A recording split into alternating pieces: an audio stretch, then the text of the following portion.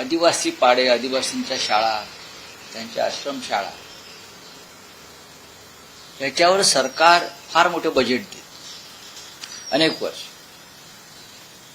आणि सगळ्याधिक भ्रष्टाचार त्यात आदिवासी खात्यामध्ये होतो.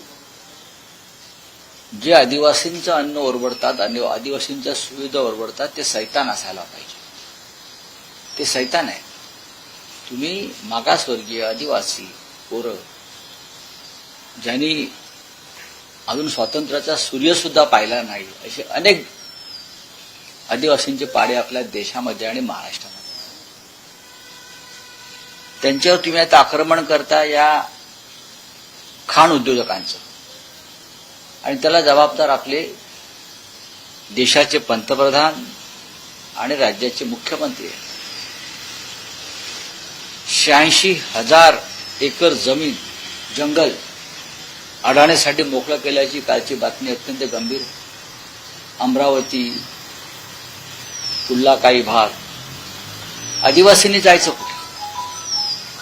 जंगलात राहणाऱ्या आदिवासींना तुम्ही शहरामध्ये घेत नाही, त्यांना नोकऱ्या देत नाही, त्यांच्या मुलाबाळांना मुख्य प्रवाहात सामावून घेत नाही, आश्रमशाळामध्ये त्यांना झोपायला तर लहान मुलांना साधा बेड देऊ शकत नाही तुम्ही, आणि या सगळ्यावर सरकारचा पैसा खर्च होतो आहे.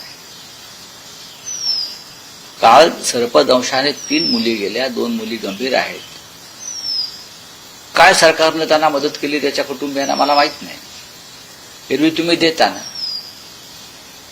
दंगलीमध्ये मेलेल्यांना, मारलेल्यांना देता, या मुलांनाही द्या, त्यांच्या पालकांना द्या, आणि यापुढे अशा प्रकारच्या दुर्घटना घडणार नाहीत याची जबाबदारी फिक्स करा. त्या खात्याचा जो मंत्री आहे त्याला बडतर्फ करा. आदिवासी मंत्री करतात काय मंत्रिमंडळात बसून? काय करतात धर्मराव अत्राम, काय करतात नरहरी झिरवळ? याचा जाब मुख्यमंत्र्यांनी त्या मंत्र्यांना विचारणं फार गरजेचं आहे, विशेषतः या खात्याच्या मंत्र्यांना. बाकी लूटमार चालूच असते सर्वत्र.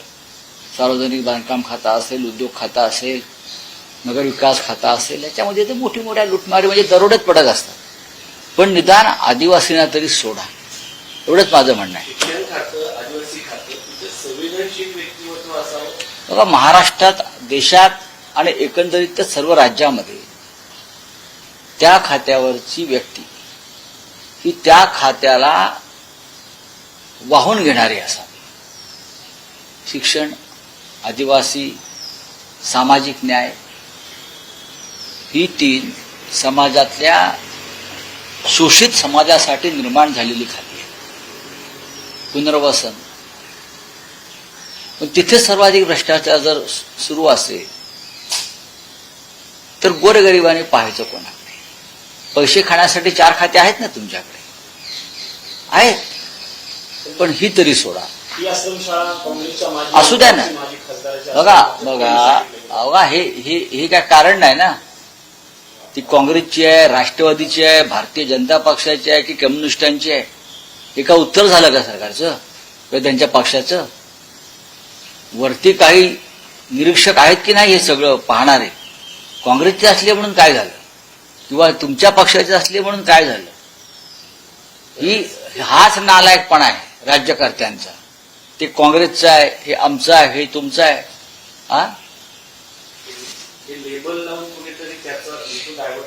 नक्कीच कोणाचेही असू द्या. मुलं आदिवासींची, पोरं आदिवासींची मेली आहेत. 1500 आदिवासींची पोरं आणि आदिवासी खाण मालकांच्या, खाण उद्योजकांच्या ट्रक खाली चिरडली आहे. ते फडणवीसांना माहीत नाही का? पालकमंत्री आहेत त्या भागात. माझा आकडा चुकलेला नाही. त्यांचे शिष्टमंडळ मला दिल्लीतून भेटलेले.